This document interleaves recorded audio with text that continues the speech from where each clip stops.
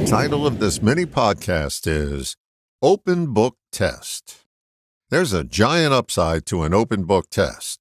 All the answers are there.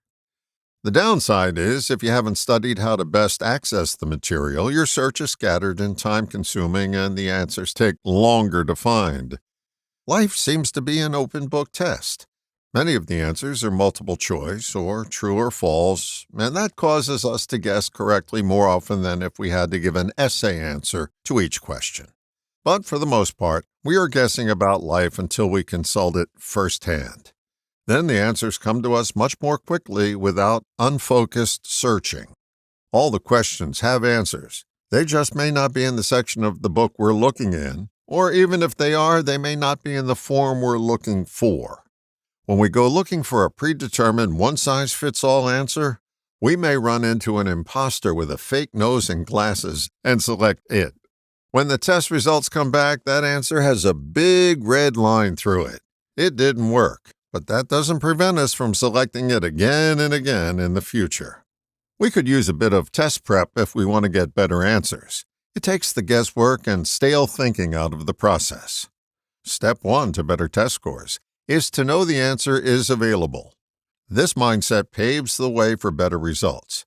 It can't be done is just not a workable mindset in an open book test. Step 2 is to know that every section of the book may contain the answer, not just a few preferred pages or chapters. Too often the answer may lie in a footnote or the appendix or on the table of contents that we consistently skip over. Step 3 is the action step. Let someone more qualified than your intellect do the searching.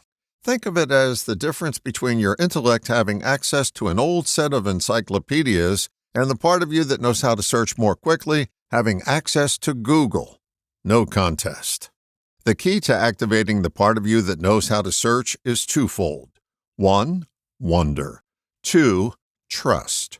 Socrates told us, wisdom begins in wonder. Following his sage observation, we can take the pressure off ourselves of having to know the answer and allow ourselves the freedom to wonder. Wonder is the speediest search engine on Earth.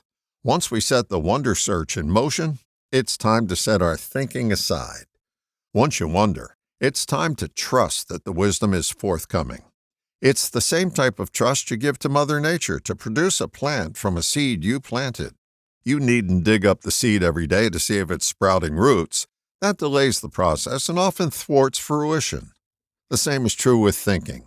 Thinking our way to the answer is the slowest process on Earth. It lacks the sophistication of wonder and trust. Every day is an opportunity to use wonder and trust because every day is an open book test. I wonder if you see the wisdom in this testing procedure. I trust that you do. All the best, John.